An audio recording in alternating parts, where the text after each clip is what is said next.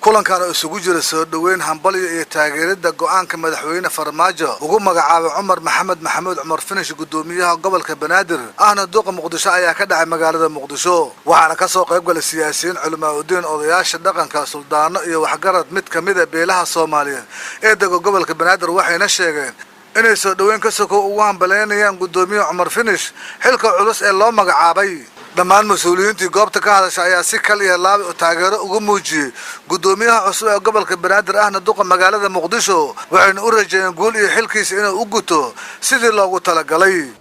dawladii magacawday oo madaxweynuhu u horeeyo ra'iisul wasaaruhu ku xigo inaan ugu hambaliyayno ninkaas mudnaa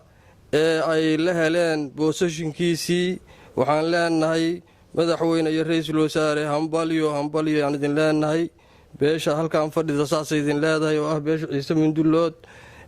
waxaan kale ku dareynaa in asagana Ilaahay xilkiisa la garab galo maanta meeshan anagu ma taqaanay tolkii oo maanta meesha isugu imaaday oo ku badan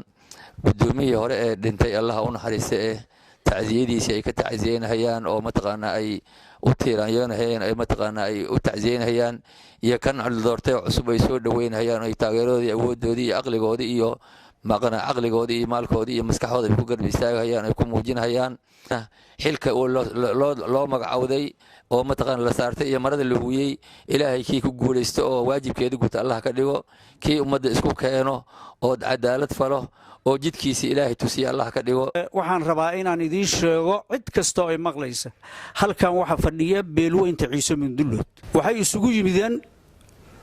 gobolka dhibkii ka dhacay inay ka tacsiyayaan maamulka cusub oo gobolka loo magacaabayna ay soo dhaweeyaan waxaan leenahay mudane gudoomiye Cumar Maxamuud Maxamed Cumar Finish xildhibaanu soo noqdo mar labaad uu ku noqdo wanaag iyo tilmaan hufan oo ummaddu qof kastaba uu ku tixgelinayo ayuu uga degay maanta waxaan leenahay xilka loo magacaabay waa mudnaa ummaddu aad iyo aad baan waxaan leenahay ummadda Soomaaliyeed meel kasta ay joogto hal la soo dhaweeyo annagu ka beelahan waxaan leenahay hambaliyo mudane gudoomiye soo dhawow gacno furan ku soo dhawow habeen iyo maalin beesha halka fadhida waxay diyaar u tahay inay kula shaqeyso oo ku garab joogsato gobolka Banaadir mudane Cumar Maxamed Maxamuud hambaliyadiisa ayaa isugu nimid waxaana u mahad way helaan baan leenahay qofkii gobolka Banaadir ku haboona inay helaan baan aaminsanahay maanta ayagana waxaan leenahay waa mahadsantiin mudane Cumarna waxaan leenahay waa mudan tahay gobolka Banaadir in lagu soo magacaabo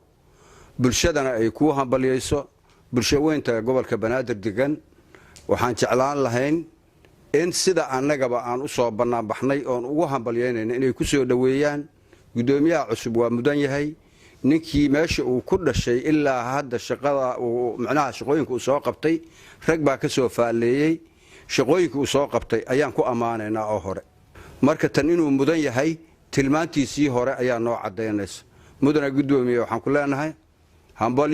hambaliyo beelweynta beesha Ciise Mindulood maanta waxay isugu timid hambaliyadaadii iyo soo dhaweyntaada iyo taageeradaada waana soo dhaweynaynaa waxaana wakiil ka nahay meel kasta oo maxaan ku iraahdaa beeshan ay joogto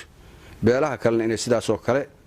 u soo dhaweeyaan oo gudoomiyaha garab istaagaan insha Allah ka rajaynaynaa oo ay kala xayiran tahay insha Allah kii maxaan ku iraahdaa wadooyinka iyo xayiraada ka dulqaadi lahaana inuu yahaan aaminsanahay Allah ka dhigo wuu yahay waana ku soo dhaweynaynaa hambalyaana leena marka koowaad aniga ku hadlayo magaca dhalinyarada beesha Ciise Mindulood waxaan aad iyo aad ugu faraxsanahay inaan shirkan ka soo qayb galay maanta lagu soo dhaweynayo gudoomiyaha cusub ee gobolka Banaadir looguna tacsiyeynayo gudoomiyihii hore tagay waxaan aad ugu faraxsanahay gudoomiyaha cusub ee loo magacaabay gobolka Banaadir Cumar Maxamed Maxamuud Cumar Finish Muuse Maxamuud Jiisow Bulsha TV xafiiska magaalada Muqdisho